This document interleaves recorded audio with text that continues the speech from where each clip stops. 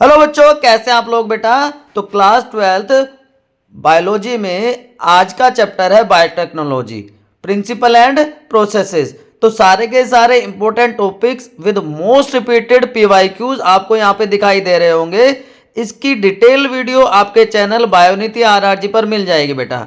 और complete video start करते हैं without any delay with A short trick.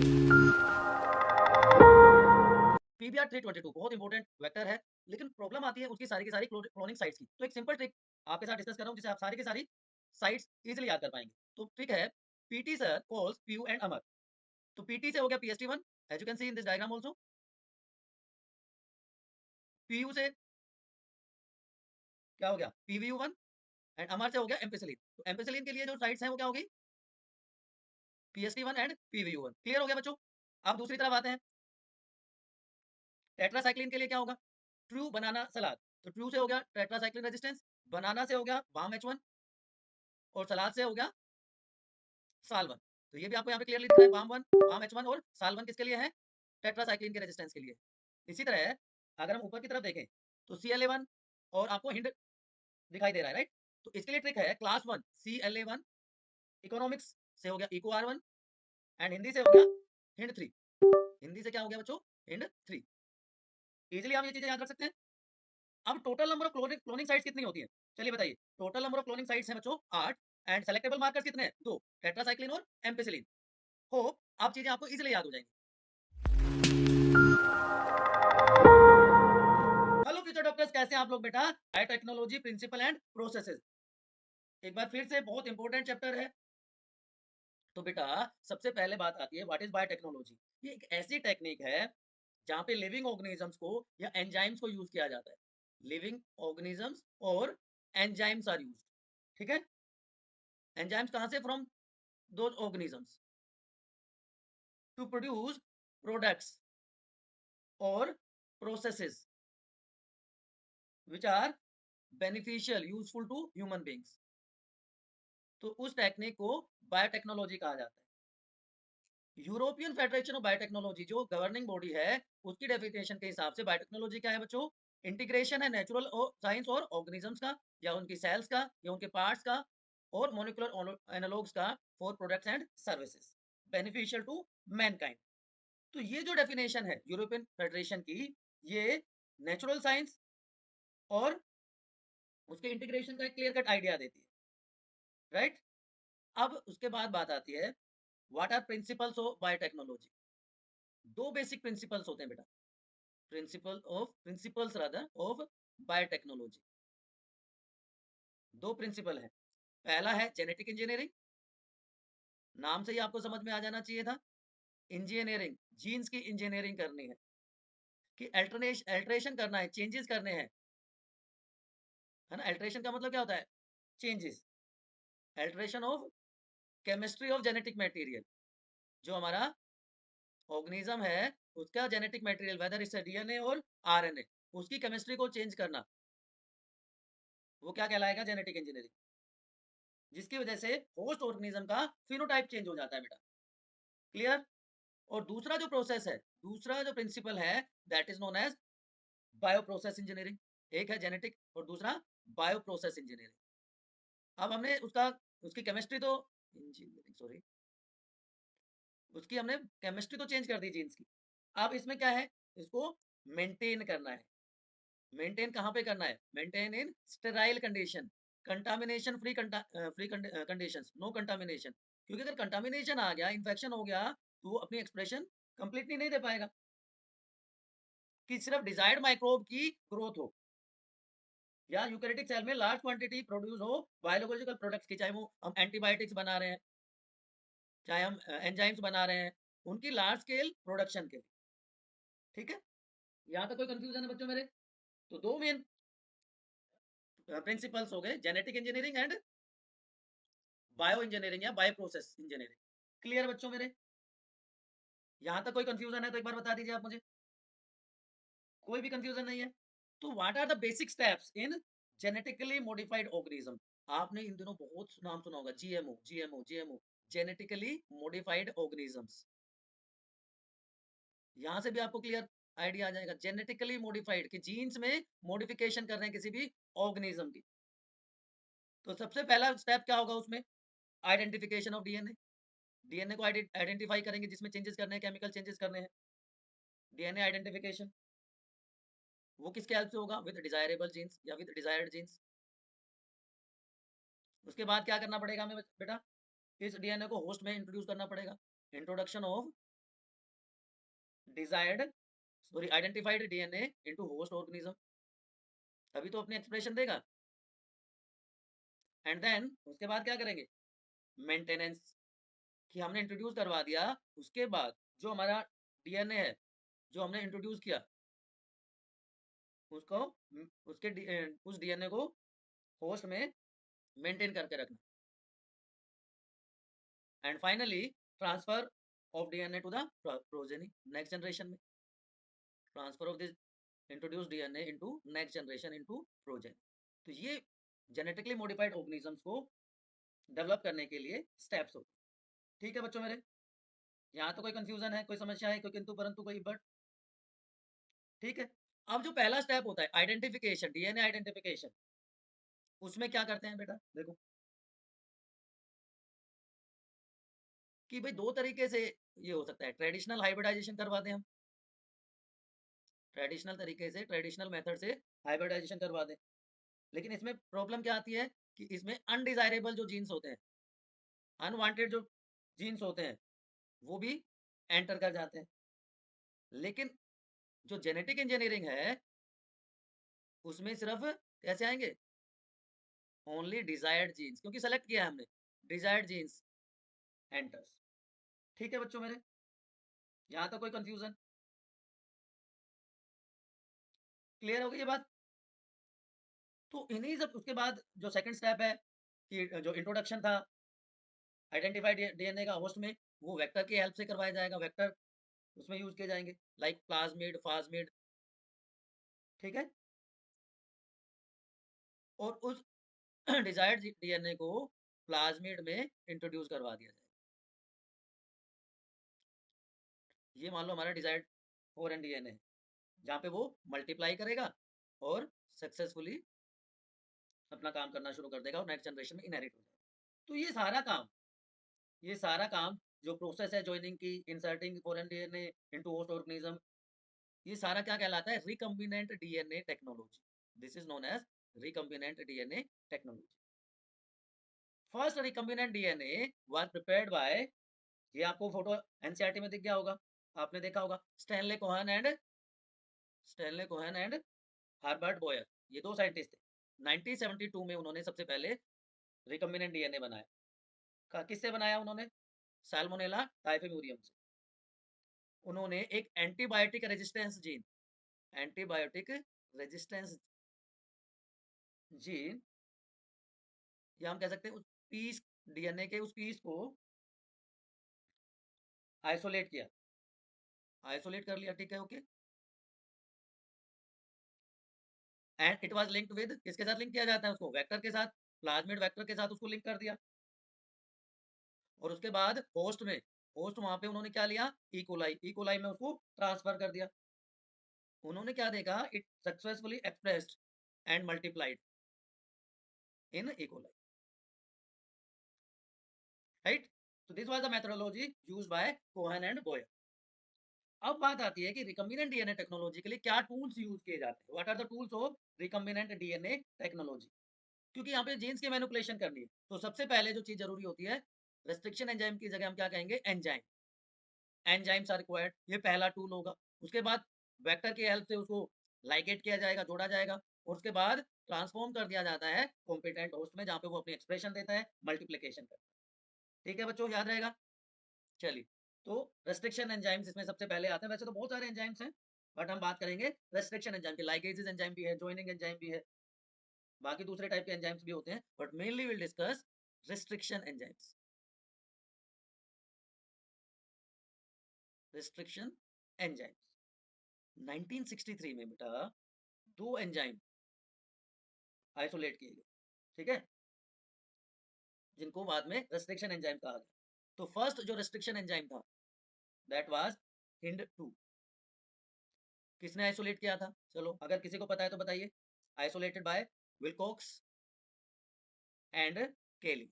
इन्होंने सबसे पहले हिंड 2 रेस्ट्रिक्शन एंजाइम को आइसोलेट किया। ठीक है। Presently more than 900 restriction enzymes are known. अब हिंड 2 की स्पेशलिटी क्या होती है? इट ऑलवेज, याद रखना, always, I am saying always cut DNA at specific base sequence. Specific base sequence, वहां पे वो कट करता है जहां पे 6 बेस पेयर्स आर प्रेजेंट। ठीक है।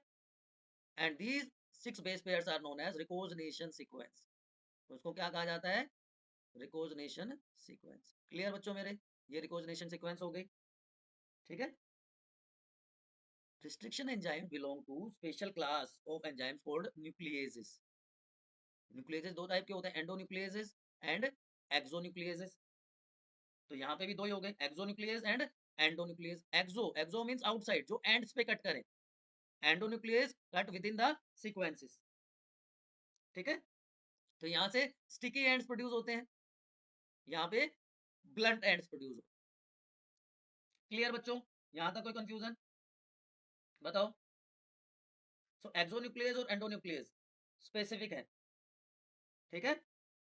चलिए, now these restriction endonucleases recognize a specific palindromic sequence. Palindromic nucleotide. Palindromic nucleotide क्या होगा? आप ऐसे याद रखिए, मलयालम, मलयालम। अगर इसको लेफ्ट टू राइट या राइट टू लेफ्ट पढ़ेंगे सेम आएगा, या तेजू के पापा के जूते। तो इसी तरह ऐसी sequences which read same in 5 prime to 3 prime and 3 prime to 5 prime, such sequences are known as palindromic sequence. एक palindromic sequence मैं आपके लिए लिख रहा हूँ, GAATTC। ठीक है। CTTAAG सेम होगी। लेफ्ट टू राइट भी पढ़ेंगे तो भी सेम है, right right to left to right दोनों तरह सेम होगा। ऐसे सीक्वेंसेस को हम पैलिंड्रोमिक सीक्वेंसेस कहते हैं। बेटा याद रहेगा आपको? बताइए फटाफट, कोई कंफ्यूजन है तो बताइए। तो these restriction endonucleases, as I told you, produces sticky ends, cohesive ends. कैसे ये cohesive end काम करेंगे? इस तरह से काम करेंगे। दोबारा से एनसीईआरटी का डायग्राम है कि एंजाइम जो है वो कट करता है डीएनए स्ट्रैंड को एक सेम साइड पे। ठीक है। EcoRI1 cut the DNA basis between sequences. ये जो पैलिंड्रोमिक सीक्वेंस है वहां पे कट किया, यहाँ पे कट हो गया। तो इस तरह से स्टिकी एंड्स प्रोड्यूस हो गई, स्टिकी एंड्स प्रोड्यूस हो गए, और डीएनए लाइगेज एंजाइम के हेल्प से इन स्टिकी एंड्स को ज्वाइन कर दिया गया। तो जो नया डीएनए बना उसको क्या कहा जाता है? रिकॉम्बिनेंट। क्लियर बच्चों मेरे? कोई कंफ्यूजन है तो बताओ। स्टिकी एंड्स क्या कर रहे हैं? Sticky ends form hydrogen bonds, forms hydrogen bonds. हमें पता है ए और टी के बीच में डबल हाइड्रोजन बॉन्ड होता है, जी और सी के बीच में ट्रिपल हाइड्रोजन बॉन्ड होता है, और इन बॉन्ड्स को फिर सील कर दिया जाता है with help of DNA ligase enzyme. Molecular glue भी कहा जाता है। जैसे रेस्ट्रिक्शन एंजाइम्स को मोलिकुलर सीजर्स कहते हैं, डीएनए लाइगेज एंजाइम को मोलिकुलर ग्लू कहा जाता है। सेम रेस्ट्रिक्शन एंजाइम जब कट करता है तो डीएनए फ्रेगमेंट्स सेम काइंड के स्टिकी एंड्स प्रोड्यूस करते हैं, जिनको हमने ज्वाइन कर दिया with help of DNA ligase. Clear बच्चों? कोई कंफ्यूजन? चलिए, now nomenclature of restriction enzymes, कैसे इनको नाम दिया जाता है वो भी इंपॉर्टेंट है। Nomenclature of restriction enzymes. चलो, अब कुछ रूल्स हैं वो आपको ध्यान रखना है। सबसे पहला क्या है? First letter indicates genus. तो इकोलाई के लिए ई जीनस हो गया। Second two letters specify species of the prokaryotic cell from which they are isolated. तो ई जीनस हो गया इकोलाई में, सीओ क्या हो गया? स्पीशीज हो गया। आर, आर क्या रिप्रेजेंट कर रहा है? Strain, type from which it is obtained. And last में जो नंबर है, रोमन नंबर, वो किस ऑर्डर में एंजाइम को आइसोलेट किया गया from the strain of bacteria. तो इको R1, इसको नाम दिया गया इकोलाई R1 के। क्लियर बच्चों? कोई कंफ्यूजन? तो अब आपको पता है कि रेस्ट्रिक्शन एंजाइम्स क्या है, किस टाइप के एंजाइम्स होते हैं, उनका नोमेनक्लेचर है क्या है, पैलिंड्रोमिक सीक्वेंसेस क्या होती हैं और किस तरह से काम करती हैं। What are molecular scissors and what are molecular glues. यहाँ तो कोई कंफ्यूजन है तो बच्चों मेरे एक बार बता दीजिए मुझे। यहाँ तो कोई समस्या है तो एक बार बता दो मुझे जल्दी से। सबसे इंपॉर्टेंट बात आती है कि एक रिकम्बिनेंट वेक्टर मॉलिक्यूल बनाने के लिए ये जरूरी है कि वेक्टर और source DNA same restriction enzyme से कट हो, जिससे जो रिजल्टेंट डीएनए बने उसमें सेम स्टिकी एंड्स हो। ये बहुत इंपॉर्टेंट स्टेप है and these strands are complementary to each other, जिनको हम डीएनए लाइगेज एंजाइम के हेल्प से जोड़ सकते हैं। क्लियर बच्चों? क्लियर है? चलिए, अब separation and isolation of DNA fragments. Separation and isolation of DNA fragments वो कैसे कर सकते हैं हम? इसके लिए टेक्निक यूज की जाती है बेटा, जिसको कहते हैं जेल इलेक्ट्रोफोरेसिस। ये क्या होती है कि यहाँ पे इस टेक्निक में इलेक्ट्रिक फील्ड अप्लाई की जाती है और फ्रेगमेंट जो है वो मूव करते हैं थ्रू विस्कस मैट्रिक्स। यहाँ पे जो मैट्रिक्स है वो बना होता है जेल का। कॉमनली यूज जो जेल है दैट इज एग्रो जेल, लेकिन पेज पोली एक्रिलामाइड जेल इलेक्ट्रोफोरेसिस भी यूज की जाती है। PAG page commonly agro gel use किया जाता है which is obtained from seaweed. ठीक है बच्चे? क्लियर? सो अगर ओवरऑल समरी की बात करें तो देखिए क्या है डीएनए फिंगरप्रिंटिंग में पूरा क्या प्रोसेस हुआ बताइए। सबसे पहले सॉरी इलेक्ट्रोफोरेसिस में, नॉट डीएनए फिंगरप्रिंटिंग, इलेक्ट्रोफोरेसिस में क्या हुआ कि डीएनए जो कि नेगेटिवली चार्ज था it got attracted towards anode, right? Clear? अब चार्ज सेपरेशन हुआ तो जो लार्जर पार्टिकल फ्रेगमेंट्स थे वो स्लो मूव किए and smaller particle move faster, so different type of bands are obtained. These bands were separated, right? अब इससे पहले क्या किया गया, स्टेनिंग की हमने। स्टेनिंग किसके हेल्प से की? इथिडियम ब्रोमाइड के हेल्प से। उसके बाद यूवी एक्सपोजर दिया, यूवी एक्सपोजर से ऑरेंज कलर के बैंड्स मिल गए and these bands were separated. Clear? यहाँ तो कोई कंफ्यूजन? अब उसके बाद बात आती है बेटा क्लोनिंग वेक्टर्स की। वेक्टर क्या होता है? सिंपल वर्ड में हम वेक्टर को कैसे समझ सकते हैं? वेक्टर एक ऐसा डीएनए मॉलिक्यूल है जो कैरी करता है फॉरेन डीएनए को, which carries foreign DNA and replicate inside the cell. Cell के अंदर अपनी कॉपीज बना देता है, इसलिए इसको वेहिकल डीएनए भी कहा जाता है। Now different type of vectors are used, जिसमें plasmid and bacteriophage are main. दोनों में मेन डिफरेंस क्या है कि plasmid forms only 1 or 2 copies, जबकि बैक्टीरियोफाज 15 से लेके 100 कॉपीज तक बना देता है। प्लाज्मिड में सबसे कॉमन टाइप का जो प्लाज्मिड हम डिस्कस करते हैं या स्टडी करते हैं दैट इज PBr322। और इसकी शॉर्ट ट्रिक मैंने थोड़ी देर पहले आपको बताई थी कि कौन से साइट्स के लिए क्या यूज किया जाता है। तो PBr322 में P stands for plasmid. Plasmid is extra chromosomal self-replicating double-stranded structure. B for Bolivier and R for Rodriguez. ये दोनों साइंटिस्ट के नाम है जिन्होंने इसको सबसे पहले स्टडी किया था। एंड 322 स्ट्रेन का नंबर है जहां से इसको आइसोलेट किया। Is it clear? यहाँ तक कोई confusion? Plasmid as a vector की डिस्कवरी किसने की थी? That was Hayes and Lederberg. तो in each cloning vector there are certain features. तो फीचर्स की बात करें हम किसी भी क्लोनिंग वेक्टर के, तो सबसे पहला जो फीचर होता है that is ORI site, origin of replication site. ये वो एरिया है ना बेटा जहां से प्रोसेस स्टार्ट होती है, जहां पे रेप्लिकेशन स्टार्ट होती है, उसको हम ORI साइट कहते हैं। This one, this is ORI, origin of replication site. यहाँ पे एक जो फॉरेन डीएनए का जो पीस है जिसको हमने रेस्ट्रिक्शन एंजाइम के हेल्प से कट किया था, उसको हम इंट्रोड्यूस करवा देते हैं into the host, sorry vector first, और वेक्टर में होने के बाद इसको होस्ट में इंट्रोड्यूस करवा दिया जाता है जहां पे ये रेप्लिकेट करता है, अपनी कॉपीज बनाता है। क्लियर? ये दूसरा काम क्या करता है, ORI site controls copy number of linked DNA, कि कितनी कॉपीज बनेगी, कॉपी नंबर भी कंट्रोल करता है। तो पहला फीचर क्या हो गया, ओरिजिन ऑफ रेप्लिकेशन साइट या ओआरआई साइट।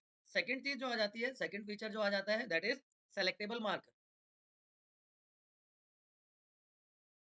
सेलेक्टेबल मार्कर वो जीन जो सेलेक्ट करता है ट्रांसफॉर्मेंट को, gene which select transformant and reject non transformant. अब ट्रांसफॉर्मेंट और नॉन ट्रांसफॉर्मेंट क्या होते हैं, इन दोनों में क्या बेसिक डिफरेंस है। अगर डीएनए का कोई सेगमेंट होस्ट में इंट्रोड्यूस करवाने के बाद सक्सेसफुली रेप्लिकेट करे, अपनी कॉपीज बनाए, अपना एक्सप्रेशन दे दे, तो वो क्या कहलाएगा, ट्रांसफॉर्मेंट। जबकि बाकी सारे क्या कहलाएंगे, नॉन ट्रांसफॉर्मेंट। तो ट्रांसफॉर्मेंट और नॉन ट्रांसफॉर्मेंट का डिफरेंस आपको समझ में आ गया, क्लियर। या हम कह सकते हैं कि अगर ट्रांसफॉर्मेशन नहीं हुआ तो नॉन ट्रांसफॉर्मेंट्स बने, और ट्रांसफॉर्मेशन हो गया तो ट्रांसफॉर्मेंट की फॉर्मेशन हो। अब जो सेलेक्टेबल मार्कर्स हमने लिए इकोलाई में, वो क्या लिए, जीन एनकोडिंग फॉर एंटीबायोटिक या antibiotic resistance genes, ampicillin resistance and tetracycline resistance genes लिए हमने, ठीक है। नॉर्मल जो इकोलाई सेल्स होती हैं, normal E coli cells have no resistance against antibiotics, for antibiotics, चाहे वो एम्पिसिलिन की बात हो, चाहे वो टेट्रासाइक्लिन की बात हो, दोनों में से किसी के लिए भी उसमें रेजिस्टेंस नॉर्मल कंडीशंस में नहीं होता है, ठीक है। तीसरा जो फीचर आ जाता है, that is cloning site. Third feature is cloning site. अब हमारे पास जो फॉरेन डीएनए है, एलियन डीएनए है,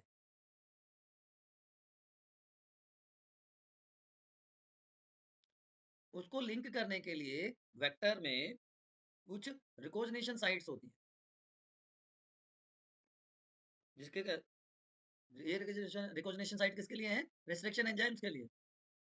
these restriction recognition sites are for restriction enzyme, जिसके हेल्प से वो उसको रिकॉग्नाइज करेगा, पहचान पाएगा, ठीक है।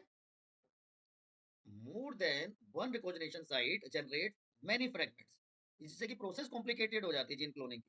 तो ये जो लाइगेशन है एलियन डीएनए का रिस्ट्रिक्शन साइट पे, it is carried out with help of antibiotic resistant genes इस केस में। अब देखो दो चीजें हैं हमारे पास, क्या क्या है, या तो हम फॉरेन डीएनए को इंट्रोड्यूस करें टेट्रासाइक्लिन के साइट्स में, रिकॉग्निशन साइट्स में, जहाँ पे बाम H1 प्रेजेंट है या साल 1 प्रेजेंट है, या हम उसको इंट्रोड्यूस कर सकते हैं एम्पिसिलिन रेजिस्टेंस एरियाज में, जहाँ पे PU1 और PST1 है, क्लियर। तो अब मान लीजिए हमने यहाँ पे इंट्रोड्यूस करवा दिया foreign DNA, foreign DNA is introduce into tetracycline resistant gene, ठीक है। उसकी साइट पर हमने उसको लिंक करवा दिया, लाइगेट करवा दिया, उससे क्या होगा, recombinant plasmid is form, recombinant plasmid बन गया। Now this recombinant plasmid is called ट्रांसफॉर्मेट।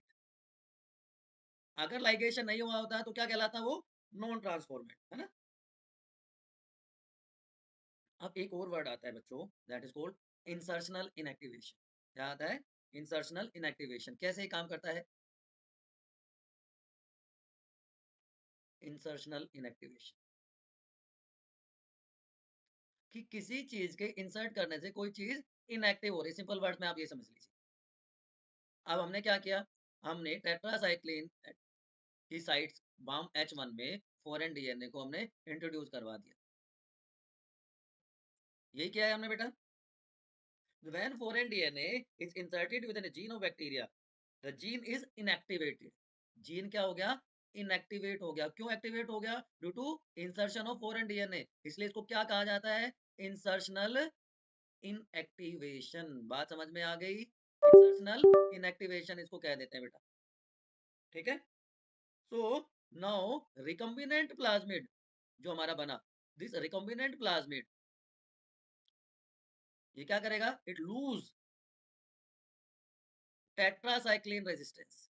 It lose tetracycline resistance due to insertional inactivation.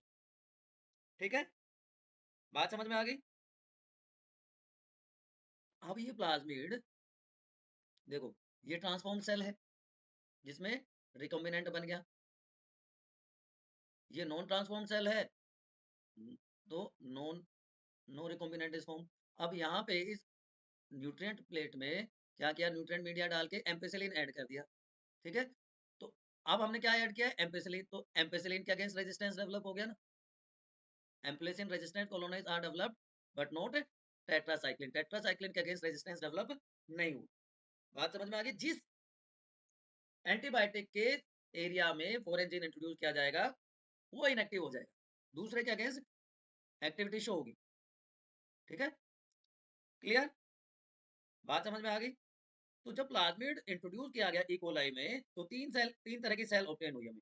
Non transformant, transformant with non recombinant vector and transform with recombinant vector. ये non transformant में तो क्या हो गया, सीधी सी बात, इसमें तो कोई प्लाज्मिड ही नहीं है, there is no plasmid, vector ही नहीं है।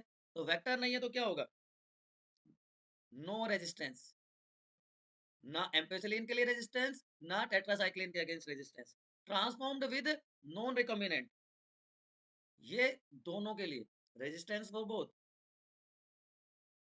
एम्पेसिलिन के लिए भी और टेट्रासाइक्लिन के लिए भी, ठीक है, दोनों के लिए रेजिस्टेंट है। और यहाँ पे हमने क्योंकि टेट्रासाइक्लिन के एरिया में फॉरेन डीएनए इंट्रोड्यूस किया था, तो these are transformants having resistance to ampicillin, only to ampicillin but not tetracycline.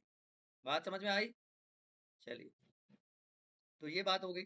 उसके बाद हम रिकॉम्बिनेंट को नॉन रिकॉम्बिनेंट से व्हाट यू से सेलेक्ट कर सकते हैं by plating the transformants on ampicillin plate.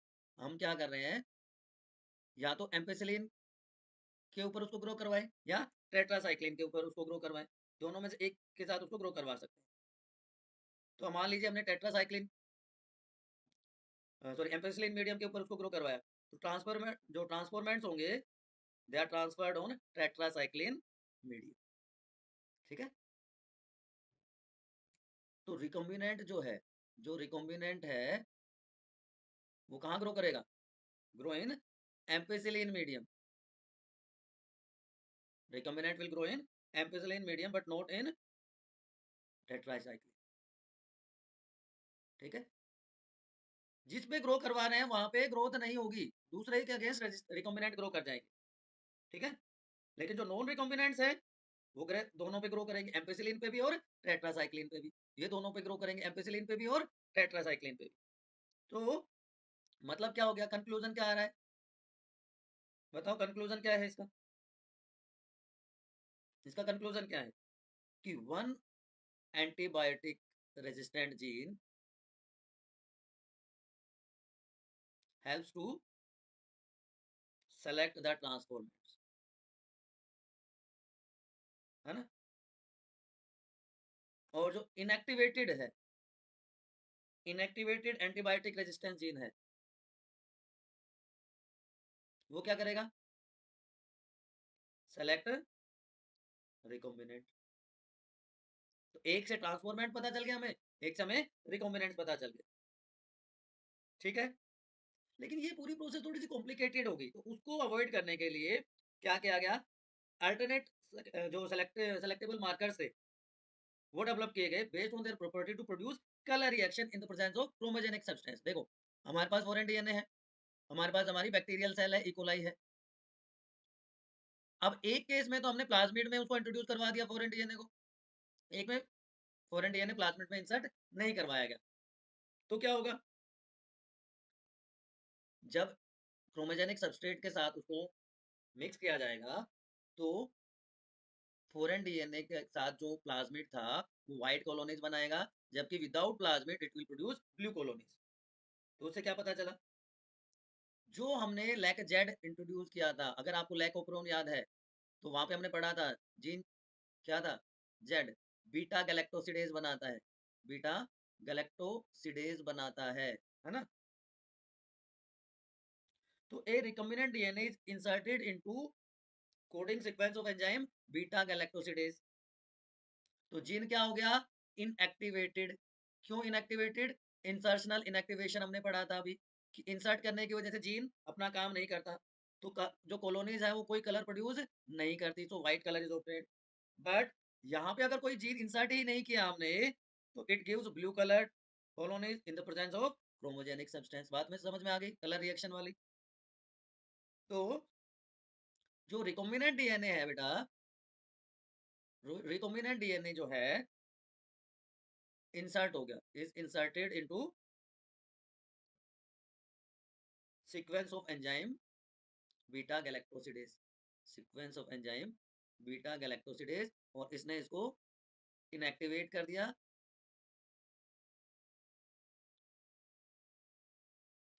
No colour is produced with chromogenic substance. ठीक, चलिए अब बात आती है कि vector for cloning genes in plants and animals. उसके लिए क्या कर सकते हैं? ऐसे जेनेटिक टूल्स हैं पैथोजेंस के जो कि सक्सेसफुली वेक्टर को ट्रांसफर कर सकते हैं इनटू प्लांट्स एंड एनिमल्स। उसका बेस्ट एग्जांपल ही आपको यहाँ पे दिख रहा है, Agrobacterium tumefaciens. Scanning electron microscope structure है। It is a retrovirus. It is a retrovirus. Retrovirus का मतलब RNA is a genetic material, है ना? आरएनए जेनेटिक मटेरियल है इसमें। ठीक, अब ये एग्रोबैक्टीरियम प्यूमिफेशियंस क्या करता है, इसको मैं शॉर्ट में एटी से लिख देता हूँ। एग्रोबैक्टीरियम प्यूमिफेशियंस डिलीवर करता है डीएनए का एक पीस, जिसको हम क्या कह रहे हैं, टी डीएनए, ट्रांसफर डीएनए। ठीक है, इसमें ये क्या करता है, नॉर्मल प्लांट सेल को, नॉर्मल सेल को ट्यूमर सेल में कन्वर्ट कर देता है। तो एक तरह से ट्यूमर इंड्यूसिंग हो गया। ठीक है, और ये ट्यूमर क्या करते हैं, these tumour produce chemicals which are required by pathogen.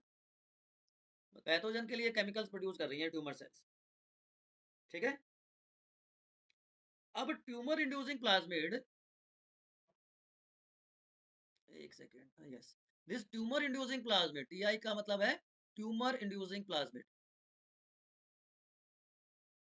ठीक है, टीआई प्लाज्मिड किसका, एग्रोबैक्टीरियम ट्यूमिफेशियंस का। उसको मॉडिफाई कर दिया। इसमें दो प्रॉपर्टी थी। इसमें प्रॉपर्टीज क्या थी, एक तो ट्यूमर इंड्यूस करने की और एक रेप्लिकेशन की, मल्टीप्लाई करने की। तो इसके ट्यूमर इंड्यूसिंग प्रॉपर्टी को तो साइलेंस कर दिया, लेकिन रेप्लिकेशन प्रॉपर्टी को रख लिया।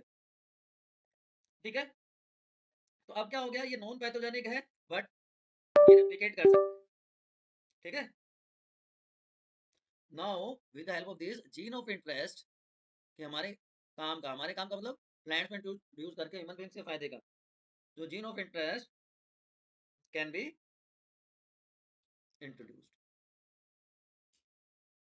ठीक है ना बेटा, इंटरेस्ट का जीन हमने इंट्रोड्यूस करवा दिया। यहाँ तो कोई कंफ्यूजन? इसी तरह जो रेट्रोवायरसेस होते हैं जिनमें आरएनए जेनेटिक मटेरियल होता है, रेट्रोवायरस एनिमल्स में भी ये काम कर सकते हैं। They can transform in animals also, they transform normal cells into cancer cells, normal cells into cancer cells। कैसे, देखो, ह्यूमन हेल्थ एंड डिजीज में हमने क्या पढ़ा था, प्रोटो ओंकोजेन्स हैं, they are present in our body, inactive form में present है, लेकिन जब ये एक्टिव हो जाते हैं तो ओंकोजेनिक हो जाते हैं, कैंसर कोजिंग हो जाते हैं, है ना, कैंसर कोज करते हैं। तो इसी प्रॉपर्टी को यूज किया गया प्लांट, सॉरी, एनिमल्स में। चलिए, तो ये बात हो गई कि किस तरह से वो प्लांट और एनिमल्स में भी उनको ट्रांसफर किया जा सकता है। अब तीसरा जो कंपोनेंट था कि रेस्ट्रिक्शन एंजाइम, वेक्टर्स, और उसके बाद कॉम्पिटेंट होस्ट। होस्ट क्या होता है, competent host, what is competent host, कि जिसमें एबिलिटी हो। कॉम्पिटेंट का मतलब क्या होता है, जिसमें एबिलिटी हो। देखो, डीएनए क्या है, डीएनए हाइड्रोफिलिक है, डीएनए इज हाइड्रोफिलिक मॉलिक्यूल। अभी हाइड्रोफिलिक मॉलिक्यूल क्रॉस नहीं कर सकता ना, किसको, सेल मेम्ब्रेन को। लेकिन जब तक ये मेम्ब्रेन को क्रॉस नहीं करेगा तब तक वो इंसर्ट कैसे होगा, होस्ट ऑर्गेनिज्म में। ठीक है, तो इसलिए इसको कॉम्पिटेंट बनाया जाता है, इसको कैपेबल बनाया जाता है। कॉम्पिटेंसी क्या है, एबिलिटी है सेल्स की to take up the foreign DNA. तो बहुत सारे मेथड्स हैं इसमें। पहला मेथड क्या यूज कर सकते हैं हम, केमिकल मेथड होता है। केमिकल मेथड में क्या किया जाता है बेटा, कि जो डाइवेलेंट आयंस होते हैं, जैसे कैल्शियम आयंस, उनको यूज किया जाता है। स्पेसिफिक कंसंट्रेशन डाइवेलेंट आयन की यूज की जाएगी, जिससे जो एफिशिएंसी है सेल की इंक्रीज कर जाती। क्यों? क्योंकि सेल वॉल में पोर क्रिएट कर देता है and foreign DNA can enter into it. उसके बाद क्या किया जाता है? हीट शॉक ट्रीटमेंट दिया जाता है। दी सेल्स आर इंक्यूबेटेड। जो रिकॉम्बिनेंट डीएनए बना उन सेल्स को इंक्यूबेट किया जाता है, पहले आइस पे, then placing them into high temperature 42 degree Celsius for 2 minutes. तो इस ट्रीटमेंट की वजह से बैक्टीरिया जो है वो रिकॉम्बिनेंट डीएनए को ले लेता है। So this technique is also known as heat shock method. इसको हीट शॉक मेथड भी कहा जाता है।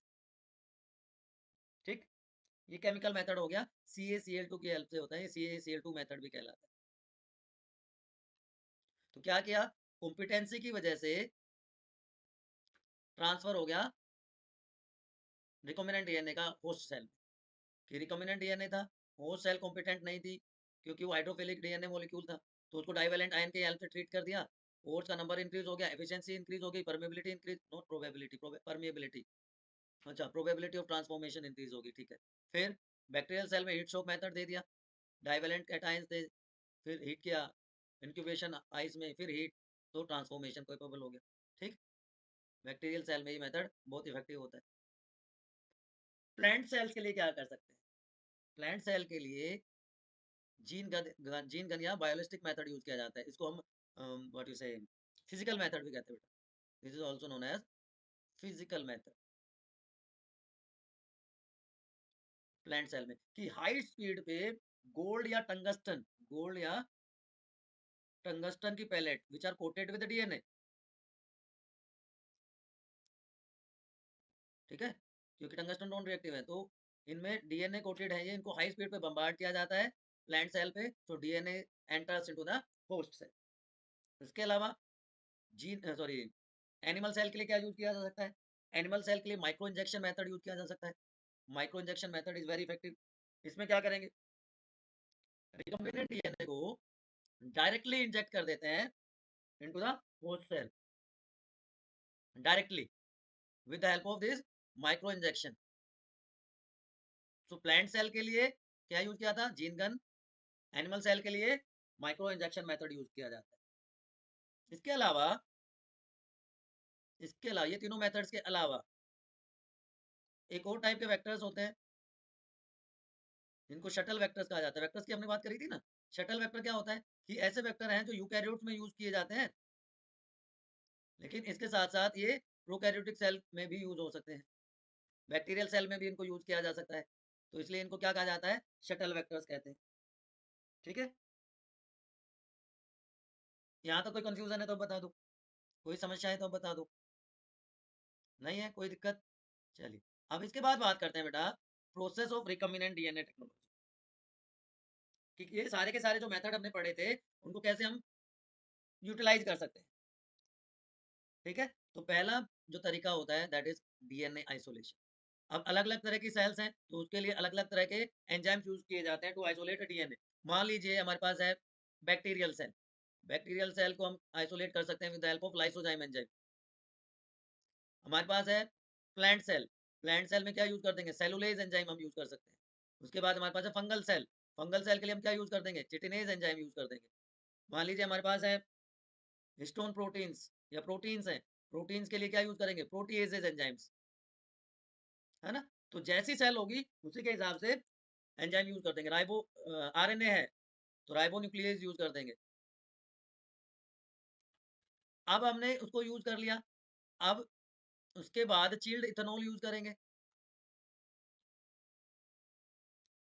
तो जो प्यूरिफाइड डीएनए है वो प्रेसिपिटेट हो जाता है, प्यूरिफाइड डीएनए प्रेसिपिटेट कर जाता है, और उस प्रेसिपिटेट को हम इस तरह से देख सकते हैं। ठीक है, now this precipitated DNA in the form of threads, ये थ्रेड्स की फॉर्म में है।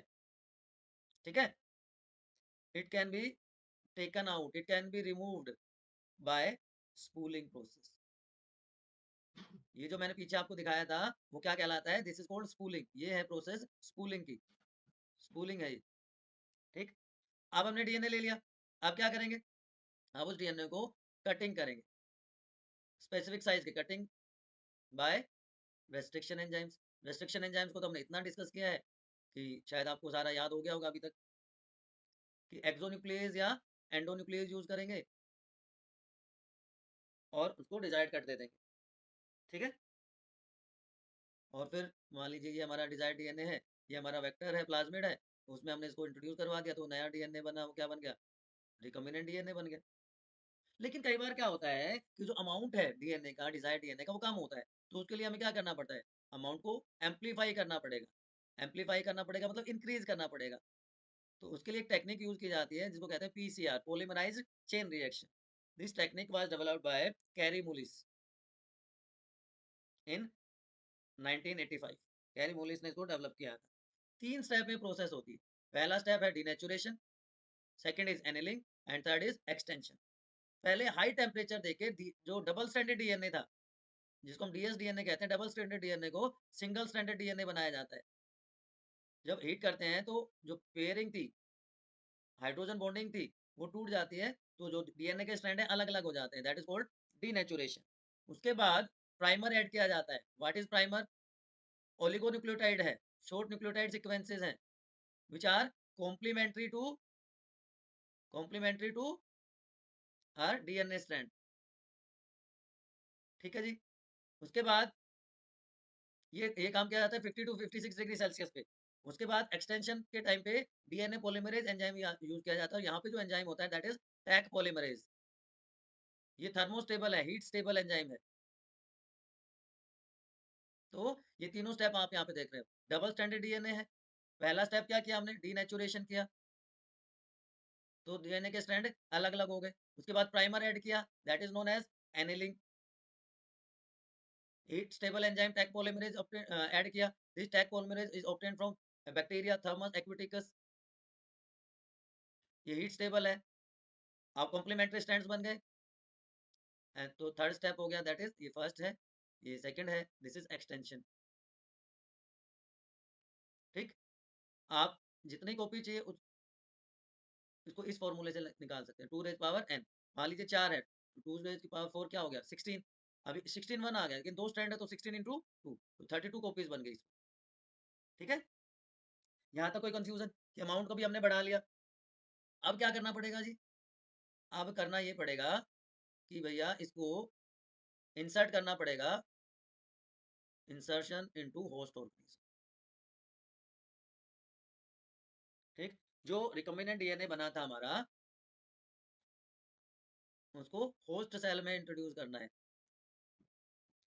तो बहुत सारे मेथड हमने डिस्कस किए थे अभी, जिसके हेल्प से हम उसको इंट्रोड्यूस करवा सकते हैं इनटू होस्ट सेल, है ना। अब जो ये फॉर्मूला मैंने बताया था अभी आपको, इसके हेल्प से आप डिजायर्ड नंबर निकाल सकते हैं। तो जो पॉलीमराइज चेन रिएक्शन है उसको हम कहाँ यूज करते हैं, फोरेंसिक साइंस में इसको यूज किया जा सकता है, डिजीज के ट्रीटमेंट में इसको यूज किया जा सकता है, एवोल्यूशनरी स्टडीज में इसको यूज कर सकते हैं, डीएनए फिंगरप्रिंटिंग में बहुत ज्यादा यूज किया जाता है, और म्यूटेशंस को फाइंड आउट करने के लिए भी इसको यूज किया जाता है, ठीक है। अब इंसर्ट भी कर दिया, इंसर्शन के बाद क्या होगा, obtaining foreign gene product, obtaining foreign gene product, कि जो डिजायर्ड था वो हमें मिला कि नहीं, ठीक है। कि जो फॉरेन जीन है वो अपने आप को एक्सप्रेस कर रहा है under appropriate conditions, appropriate conditions में वो अपने आप को एक्सप्रेस कर रहा है, ठीक है। तो क्लोन कर लिया हमने जो जीन था हमारा इंटरेस्ट का, ऑप्टिमाइज कंडीशन दे दी हमने, और लार्ज स्केल प्रोडक्शन उसका स्टार्ट हो जाता है, जिससे रिकम्बिनेंट प्रोटीन्स बन जाते हैं। अब ये दो लेवल पे की जा सकती है, स्मॉल स्केल पे की जा सकती है और लार्ज स्केल पे की जा सकती है। स्मॉल स्केल पे ये करेंगे लेबोरेटरी में, लेकिन लार्ज स्केल में ये इंडस्ट्रियल बेसिस पे की जाती है, इंडस्ट्रीज में की जाती है।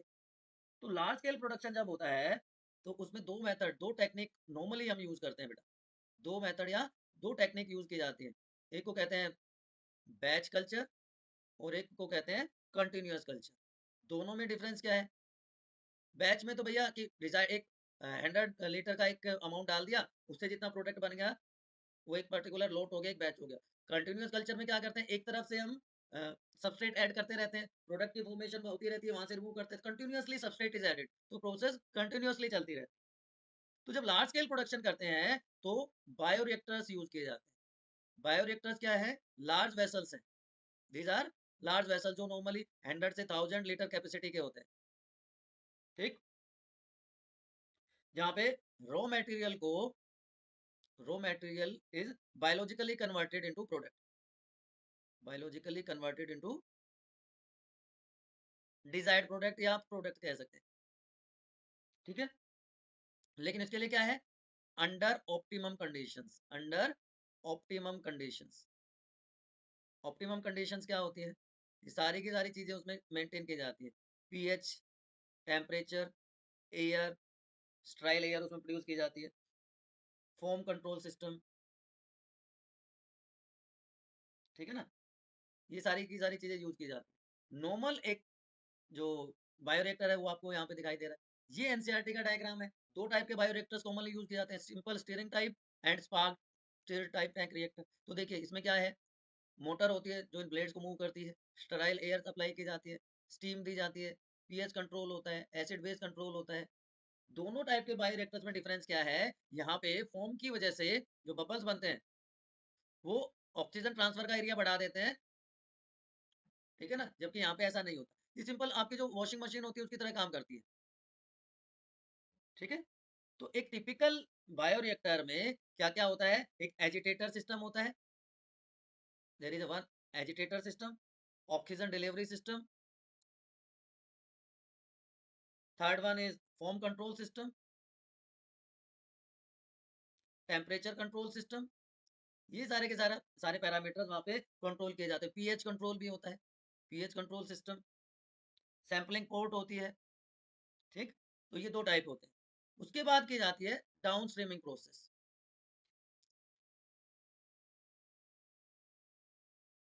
डाउन स्ट्रीमिंग प्रोसेस में क्या होगा कि हमने भैया फॉरेन डीएनए इंट्रोड्यूस करवा दिया, रिकॉम्बिनेंट डीएनए बन गया, होस्ट में चला गया, कॉम्पिटेंट हो गया होस्ट और डिजायर प्रोडक्ट भी बन गया। लेकिन उस प्रोडक्ट को मार्केट में बेचने से पहले उसकी क्वालिटी चेक की जाती है, सारे पैरामीटर्स उसके चेक किए जाते हैं। It is included in down streaming process, ठीक है ना? कि जितने भी पैरामीटर्स हैं वो सारे के सारे चेक किए जाएंगे। ये ओवरऑल व्यू है जो भी प्रोसेस हमने पढ़ी। देखो एक तरफ हमारे पास क्या थी? डोनर सेल थी जहां से हमने फॉरेन डीएनए आइसोलेट किया। दूसरी तरफ हमारे होस्ट सेल थी, बैक्टीरियल सेल, जहां से हमने प्लाज्मिड लिया। अब सेम रिस्ट्रिक्शन एंजाइम के हेल्प से दोनों को कट कर दिया और लाइगेज एंजाइम की हेल्प से उनको ज्वाइन करके रिकॉम्बिनेंट डीएनए बना दिया। ये रिकॉम्बिनेंट डीएनए इंट्रोड्यूस करवा दिया होस्ट सेल में, जहां पे ये अपना रेप्लिकेशन शो करेगा और क्लोन्स बना देगा रिकॉम्बिनेंट डीएनए के। तो number of copies are formed और उससे डिजायर प्रोडक्ट बनना शुरू हो जाता है। लेकिन डिजायर प्रोडक्ट को मार्केट में बेचने से पहले उसका सेपरेशन, उसकी प्यूरिफिकेशन की जाती है प्रोडक्ट की, which is known as down streaming process. ठीक है बच्चों, तो ये आपका चैप्टर था। फिर भी कोई कंफ्यूजन है आपको, कोई इफ बट है, कोई किंतु परंतु आपके दिमाग में है, तो आपको करना क्या है? आपको अपनी स्टडी डेस्टिनेशन बाय नीति के कमेंट सेक्शन में पूछना है बेटा, ठीक है ना? अगर आप अभी चैनल पर नए आए हैं तो सब्सक्राइब कर दीजिए।